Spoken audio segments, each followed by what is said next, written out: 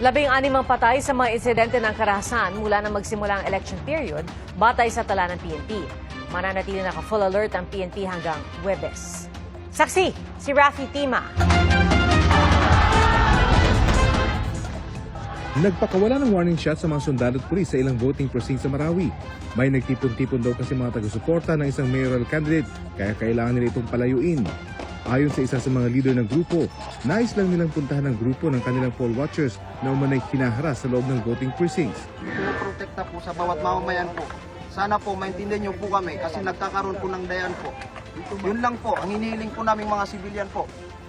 Sa kabila ng komosyon, matagumpay na naihatid sa munisipyo ang mga balota. Sa Pualas, Llano del Sur, 5 lalaki ang inresto matapos manong magpaputok ng baril sa labas ng polling center.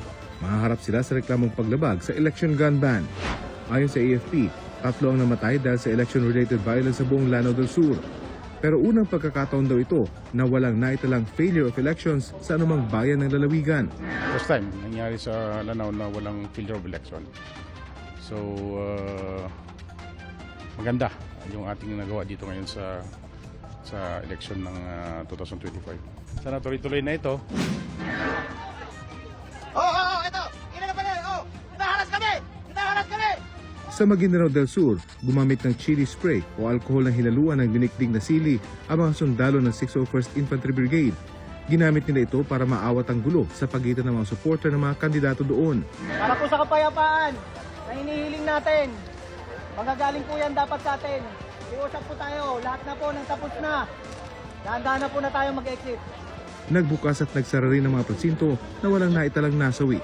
Sa pangkalahatan, generally, we can still say, no, as a conclusion na general peaceful naman, no. Additional forces o yung augmentation, nakatulong yon, nakakontribute yon ng malaki, kaya nagkaroon tayo ng ganitong relatively successful conduct ng election dito sa ating area.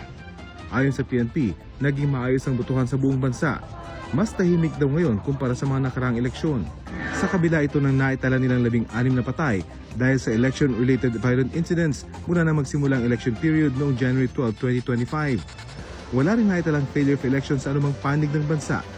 Sa datos ng PNP na nakuha ng GMA News Research, noong 2022 elections, 27 ang naiulat na election-related incidents kung saan 4 ang nasawi.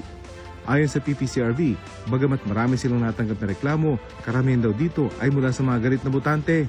That's a good indication. People are very passionate and feel very strongly about what they're voting for.